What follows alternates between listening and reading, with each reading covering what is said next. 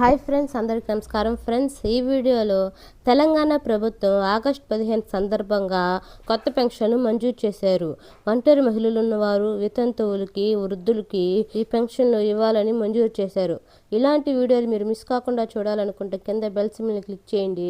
ప్రతి చిన్న అప్డేట్ కూడా మీరు ఫస్ట్ చూడగలుగుతారు. ఇక లేట్ చేయకుండా టాపిక్ని స్టార్ట్ చేద్దాం. తెలంగాణ ప్రభుత్వం కొత్త పెన్షన్లపై బిగ్ అప్డేట్ ఇచ్చింది. తెలంగాణలో వచ్చే నెల 15 నుంచి కొత్త పెన్షన్లు ఇస్తున్నట్లు రాష్ట్ర ప్రభుత్వం ఖరారు చేస్తుంది. ఆగస్టు 15వ తేదీన కొత్త పెన్షన్లు విడుదల చేయాలని భావిస్తున్నట్లు సమాచారం. కొత్తగా 2.5 లక్షల మందికి పెన్షన్ ఇవ్వాలని ప్రభుత్వం నిర్ణయించింది. ఇందులో మొదటి దశలో ఒంటరి మహిళలు, వితంతువుల పెన్షన్ ఇవ్వాలని తెలుపుతుంది. ఈ నెల ఆగస్టు 15న 2026 కార్యక్రమంలో సీఎం రేవంత్ రెడ్డి గారు హైదరాబాద్లో ప్రారంభించినట్లు తెలుపుతుంది. తెలంగాణలో ఒంటరి మహిళలు, వితంతువులు, అర్హత కలిగిన వృద్ధులు కొత్త పెన్షన్లు అందించేందుకు ఆగస్టు 15న నిర్ణయించనున్నారు. సామాజికంగా, ఆర్థికంగా వెనుకబడిన మహిళలు, అభివృద్ధులకు రాష్ట్ర ప్రభుత్వం అండగా నిలుస్తుందని తెలిపారు.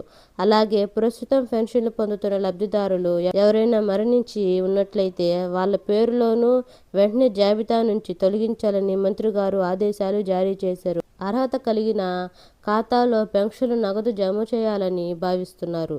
దీంతో ఎన్నో నెలలుగా కొత్త పెన్షన్ల కోసం ఎదురు చూస్తున్న వేలాది మందికి, ఒంటరి మహిళలకు, ఇతర అర్హతలు కలిగిన వ్యక్తులు ఆనందం వ్యక్తం చేస్తున్నారు. ఇందులో వృద్ధులు పెన్షన్ కోసం కనీసం 57 సంవత్సరాల వయసు పైబడి ఉండాలి. వితంతువులైతే భర్త మరణ పత్రం తప్పనిసరిగా ఉండాలి. ఒంటరి మహిళలకు 18 ఏళ్ల నుండి కుటుంబం నుంచి ఎలాంటి ఆధారం లేని వారే ఉండాలి. అంగవైకల్యం కలిగిన వారు, 40% కంటే ఎక్కువ వైకల్యం ఉన్న ప్రభుత్వ వైద్య అధికారి నుంచి సర్టిఫికేట్ కలిగి ముఖ్యమైన పత్రాలు సమర్పించుకోవాల్సి ఉంటుంది. ఇందులో ముఖ్యంగా Aadhaar card, ration card, voter ID, నివాస ధృవీకరణ పత్రం, బ్యాంకు పాస్బుక్, పాస్పోర్ట్ సైజ్ ఫోటోలు, మొబైల్ నంబరు, ఆదాయ ధృవీకరణ పత్రం, వికలాంగులు అయితే వికలాంగుల సర్టిఫికేట్, వితంతువులైతే డెత్ సర్టిఫికేట్ సమర్పించుకోవాల్సి. గ్రామ పంచాయతీ ప్రజాపాలన సేవా కేంద్రం, ఎంపీడీఓ, మున్సిపల్ కార్యక్రమం నుంచి ఫారం సేకరణ, చేయూత పెన్షన్ కోసం విధానంలో అప్లై చేసుకోవాల్సి ఉంటుంది.